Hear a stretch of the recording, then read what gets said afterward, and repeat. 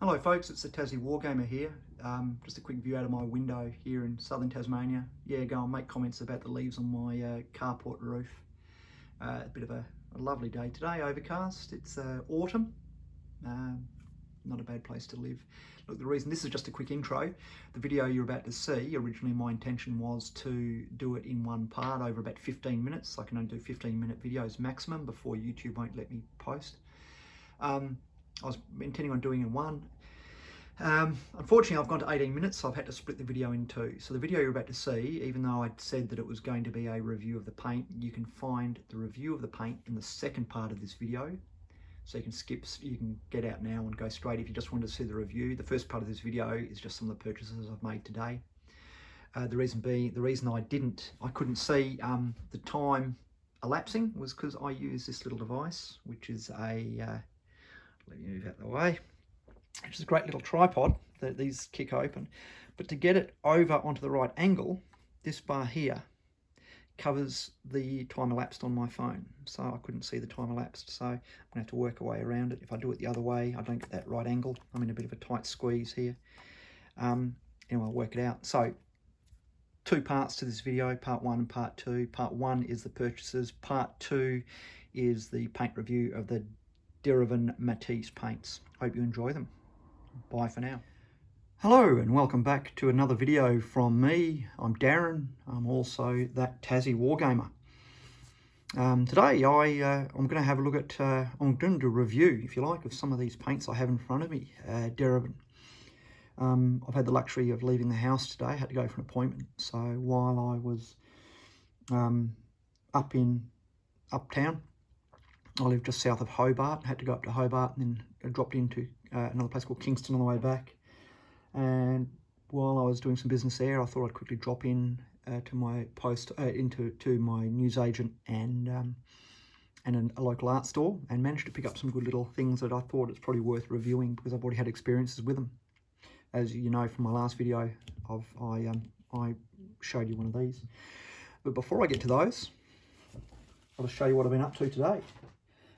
First thing I did was pop into a store called Kaiser Craft, and well, I'll show you these two. I bought these two, which I'm going to go into some greater detail in a minute. Also bought, not the greatest, I don't think, well, they're not expensive, so I can't say whether they're great, but more importantly, they're reasonably cheap. $5.95 Australian, range of brushes. Don't use the longer ones too much. I tend to use, so it's a pack of 6 from Montmartre Gallery acrylic brushes. The small ones I'll use that one there. And obviously if I'm doing any sort of slightly larger brush strokes on armour or horses, I could use that one. Sometimes I'll just use that one for mixing. But at $5.95 I'm getting the two that I often will use. It's still pretty cheap, and the other ones then I can always use for some other art purposes or give them to a member of the family. So I've picked up a couple of those. This one here I'm eager to have a look at. I've seen these in other art stores. Montmartre, fine brush. I'd say 00 possibly. I don't think it actually says on the back exactly what it is. Interestingly, I was looking at it, it just says to keep an acrylic brush in water when not in use, which I've never done that, so I'm going to start practicing that. Nice big thick wooden handle. Oh, there we go. It actually says it's a 50 on there. Taclon. So that'll be for some of my nice fine line work. Although some of my hands aren't as steady as they used to be. $7.95 Australian. Which that works out to be probably about £4 or less. Probably about, I don't know, $5 or $6 US. So I bought the brushes from there and those two paints that I showed you that I'm going to be reviewing in a minute. Went into my local newsagent, or not local, my closest one, and bought War Games Illustrated and, luckily at the same time, War Games Soldiers and Strategy.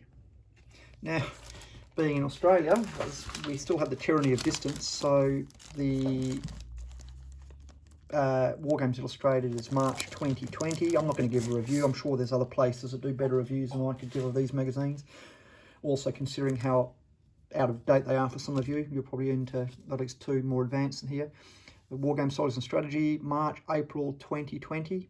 We're now in May, so not doing too bad, but that would have come out probably in February, I reckon, over in the UK.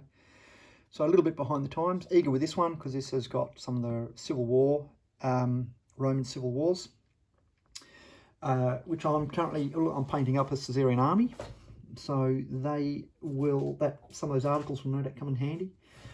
Grabbed a bite to eat up at Kingston on the way back. Thought I'd drop in the post office and see if there's anything available. And I luckily got my Hail Caesar's Legions armed with Pilum. That's late Republic.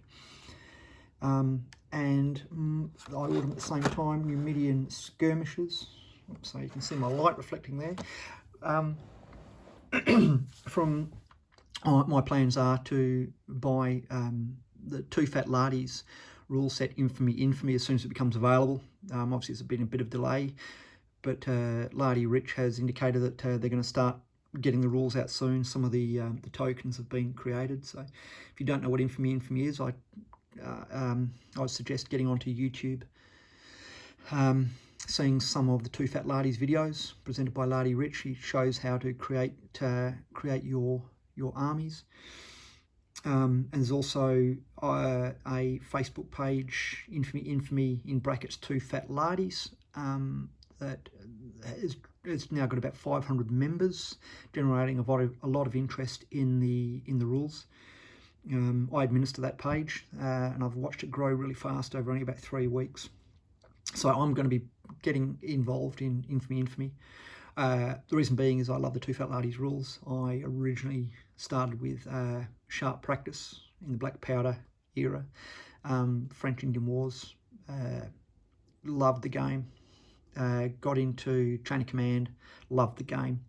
And the rules have quite a few similarities. And now Infamy will be the same. Obviously different because it's not Black Powder or modern, or World War II, but certainly it's going to have that nice narrative feel to it, where you never feel as if it's just fait accompli with the game. You really feel like you're playing through a story. My plan originally, apart from obviously getting some legions, wasn't necessarily to get Numidian skirmishers, and I've got some cavalry arriving soon as well, some Iberian cavalry. Basically here in Australia we can't always get everything, and I know the tyranny of distance and the slow transport costs now, and reasonably poor exchange rate for the Australian dollar, which means I try to source things locally. So I'll often get on the local websites and just see whatever's available. Luckily they had the box available. I generally go metal, but in this instance I've decided to go plastic because it was a quick way of knocking up 3 units of 8. Which is what's going to be really, it'll be a sort of the base level for my Caesarian army. Skirmishers are going to be some good allies, not auxiliary at that stage, just some good allies. And I've also got my Balearic slingers too, which have already been based up.